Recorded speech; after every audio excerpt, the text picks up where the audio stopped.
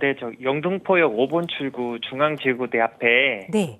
이제 투룸 오피스텔을 개투자했습니다. 네.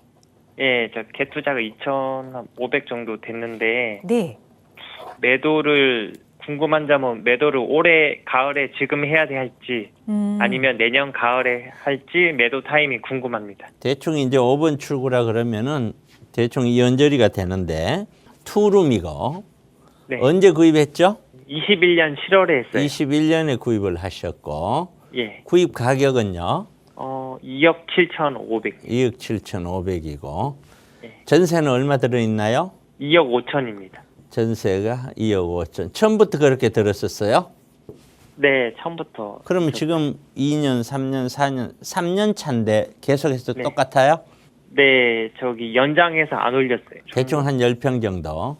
예, 예. 거실 하나에 방 2개 있어요. 거실 하나에 방 2개. 예. 여기 이제 투룸짜리가 크기가 약간씩은 차이 있어도 대충 거기서 조금 더 큰 것도 있고 작은 것도 있고 그래요. 네. 근데 이게 이제 오피스텔이다 그러셨죠? 네네네. 예. 오피스텔이고 우선 한번 말씀을 드려볼게요. 결론이 뭐냐면은 저는 이거 구입을 잘 했다라고 설명을 드리는 거예요. 이유는요. 우리가 이런 일이 있었어요. 도시형 생활주택이라고 아세요? 들어보셨어요? 네, 예, 들어봤습니다. 도시형 생활주택은 우리가 도시에 사는 그 서민들, 도시의 서민과 1, 2인 가구를 위해서 만들어진 주택의 형태예요. 이런 도시형 생활주택이 언제 탄생됐냐? 09년도에 탄생이 되었어요.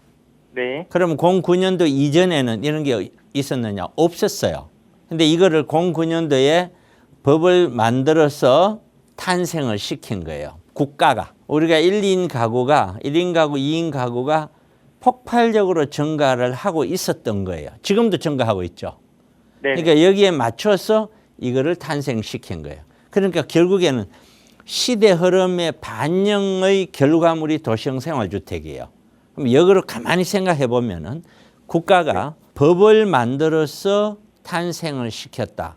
그거는 굉장히 절박하다는 뜻이죠. 그렇죠? 네네. 왜냐하면 필요한 거는 엄청나게 있는데 지금 물건이 없다는 거잖아요. 그러니까 네. 빨리 법을 만들어서 탄생시켜야 되겠다 해서 나온 거잖아. 그렇죠? 네. 곧 수요와 공급으로 따지면 그때 당시에는 이 수요는 엄청나게 많은데 공급은 제로였다는 거잖아요. 네. 그렇기 때문에 도시형 생활주택에 접근을 하는 거는 잘 하는 거죠. 왜? 수요 공급이 수요가 크니까요. 근데 이걸로도 모자라니까 박근혜 정부 때 오면 어떤 일이 있냐면은 오피스텔 너도 원래는 주택으로 쓰면 안 되는데 너 주택으로 써도 돼 라고 풀어줘요. 도시형 생활주택만 가지고 이 수요를 감당이 안 되는 거예요. 그러면 사실상 이게 같은 정책이에요. 그렇죠? 그러다가 문재인 정부 때 오면 21년도 2월 4일 날 이사대책에 뭐라고 얘기하냐면은 서울 시내에 역세권의 상업지역에 오피스텔을 많이 공급할게요 하고 이사대책 발표를 해요. 아직도 너무 많이 모자란다 그 말이잖아요. 그렇죠? 고로 이게 같은 맥락인데 이 맥락 범위 안에 있는 물건을 구입했기 때문에 일단 흐름에서 방향은 잘 잡았다. 그다음 두 번째는 아무리 흐름 방향이 맞더라도 가격대가 너무 높으면 시세 차익을 만들 수가 없어요. 그런데 지금 매매가 21년도에 2억 7,500이면은 제가 볼 때는 이 물건에 대한 상세한 안에 들어가 보진 않았지만 가격대는 잘 구입을 하셨어요. 그렇기 때문에 이것도 잘 구입을 했다. 이거를 언제 매도를 할 거냐, 올해 할 거냐, 내년에 할 거냐. 그 매도의 이유는 과연 이 매도를 하고자 하는 이유가 뭐냐라는 것이 가장 중요하죠. 자, 왜 매도를 해야 할까요? 지금 우리 시청자분은 왜 매도를 하려고 하십니까?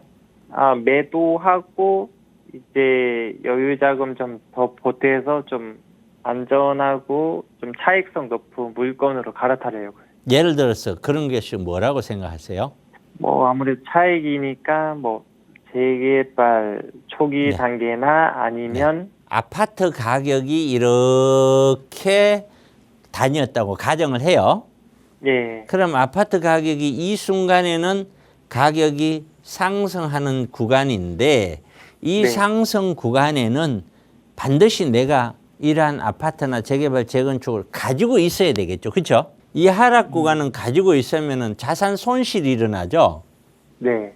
그럼 이 구간에는 이론적으로는 갖고 있지 않고 그 대신에 수익형 부동산 중심으로 가지고 있는 것이 유리하죠.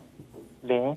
자, 그러면 지금 타이밍이 아파트 고점 부근이라고 본다면 수익형 부동산 쪽으로 갈아타는 것이 맞고, 아파트가 저점 부근까지 내려간다면 차익형 부동산 쪽으로 갈아타는 것이 기본적인 원칙이라고 볼 수 있죠. 그죠? 네. 자, 그럼 지금은 아파트가 고점으로 보세요, 저점으로 보세요? 고점요. 예, 고점으로 본다면은 지금 갈아타는 거는 아니죠. 네. 지금. 더 내려와야 되는 거예요. 그렇죠? 네. 그럼 결국에는 이 물건은 어떻게 했냐? 매도는 하되 서두를 필요는 없다. 네. 제가 판단했을 때는 적어도 한 2년 정도 시간을 끌면서 내가 원하는 가격에 매도가 되고, 그 다음에 네. 2, 3년 뒤에쯤 재개발이든 아파트든 이쪽으로 한번 노려봄직하지 않느냐, 이렇게 설명할 수 있는 거예요. 아, 네. 이해 가시죠? 그런데 네네. 꼭 명심을 하셔야 될, 어떤 그 기억을 하셔야 될 거는 뭐냐면은, 자, 2, 3년 뒤에 아니면 1, 2년 뒤에 아파트가 지금 그런 말씀을 하셨거든요. 아, 어떻게 자금을 모아서 뭐 개발 초기 단계에 있거나 뭐 이런데 예상되는데 뭐 이런 식으로 얘기하셨는데, 항상 정비 사업에 투자를 하실 때는 이 정비 사업이 뭔지는 꼭 공부를 하시고 들어가야 돼요. 정비 네. 사업이라고 하는 거는 아파트의 흐름과 거의 같은 흐름을 갖고 있으면서도 굉장히 복잡해요. 어떤 사업 기간 문제, 사업성의 문제, 여러 가지 복잡하기 때문에 아파트 구입하는 거하고는 달라서 꼭 공부를 하시고 나중에 그렇게 가셨으면 좋겠다. 결론, 매도 타이밍은 급할 건 없다. 서서히 올해 내년에 가면서 서서히 매도해도 된다. 지금 현재 수익형 부동산이 워낙 저렴하고 바닥이기 때문에 아마 조금 더 회복될 확률이 더 있다. 그러니까 서두르지는 말아라. 이렇게 설명드릴게요.